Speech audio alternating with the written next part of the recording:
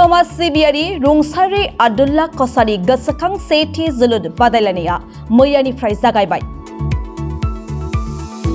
राव थुनलाइ हारिमु सोलोंथाइ गेलेमु आरो बायदि बायदि बिथिङाव गावखौ बाउसोमनायनि गेजेरजों उदालगुरि जिल्ला नाङै आरो रौता बर' बाजार हालामाव गोजोन खौसेथि गायसननाय थांखिजों गावखौ बाउसोमना गोलाव सम बर' हारिनि सार्थआव खामानि मावलांनाय समाज सिबियारि थामहिनबा आथिखालनि मिरु दुलाराय बर' फरायसा आफादनि आफादगिरि दिपेन बर'नि असे बिफा रुंसारि आब्दुल्ला कसारी गोसोखांथियाव बर' बाजार दख'रा दुलाराय बर' फरायसा आफाद खाराइबारि इउबक संघ आरो दाउबगामि इउबक संघ बे मोनथाम आफादफोरनि जुथाइ बानजायनायाव मोन 12था जोलुर बादायारि हानजाफोरखौ लानानै गिबि खेबनि थाखाय खुंनो लानाय समाज सिबियारि रुंसारि आब्दुल्ला कसारी गोसोखां सेथि जोलुर बादायलायनाया मैयानिफ्राय मैथा सेन्टार खाराइबारिनि जोलुर गेलेग्रा गेवलां फोथाराव मोनसे गाबगोनां हाबाफारिनि गेजेरजों जागायबाय।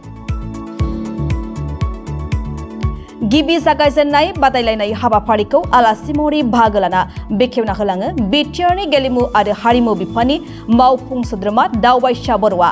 मावफुं सोद्रोमा बर'आ बेखेवना होनाय गिबि बादायलायनाया मोननै गोख्रों जोलुर बादायारि हानजा गियानन्दै एफसि आरो लदाबारि अनजालु एफसि बे मोननै हानजानि गेजेराव जानानै थाङो। जोबोद गोजोनथाव बाथ्रा। बर' बाजार ओनसोल एबा जोंनि बर' समाजनिनो सासे समाज सिबियारि रुंसारि आब्दुल्ला कसारी बिथाङा दानि दुलाराय बर' फरायसा आफादनि आफादगिरि दिपेन बर' बिथांनि असे बिफा बिथांनि गोसोखांथियाव देग्लायनिफ्राय एबा सेथि बोसोर देग्लाय बे जोलुर बादायलायनायखौ खुंदों आरो बियो जोंनि जोलुर गेलेगिरिफोरनि थाखाय बियो मोनसे मोजां खौरां।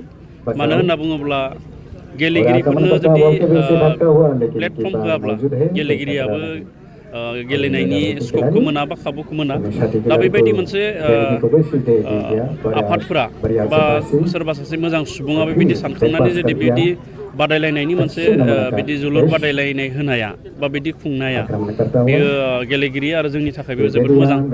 मानो होनना बुङोब्ला दिनै बिटिआर ओनसोलाव जोंनि गेलेनाय बिथिंखौबो जोङो जेरै हायो जौगाहोनो थाखाय खामानि मावगासिनो दङ जोलुरजों लोगोसे गुबुन गुबुन बिथिंखौबो।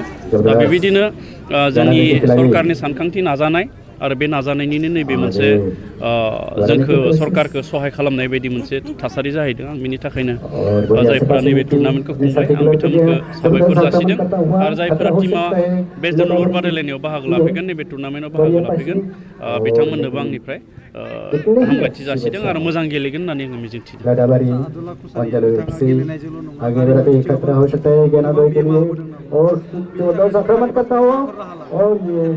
सरकारनिफ्राय बिदि दासिम साननाय जाथ'वाखै। जों सावरायदों जे जोंनि ओनसोलाव बा जोंनि बड'लेण्ड ओनसोलाव बिथांबायदिनो गोबां समाज सिबियारि सुबुं दङ। दा बिथांमोननि थाखाय फैबाय थानाय समाव जोङो माबा मोनसे मोजां हाबाफारि लानायनि थाखाय जोङो दा सावरायबाय थानाय जादों। सोमावसारनायाव बिहोमा होनाय सोमावसारनायाव मुंख्लं जानाय गोबां बिदिनो जोंनिफ्राय रुंसारि जानाय सुबुं दङ।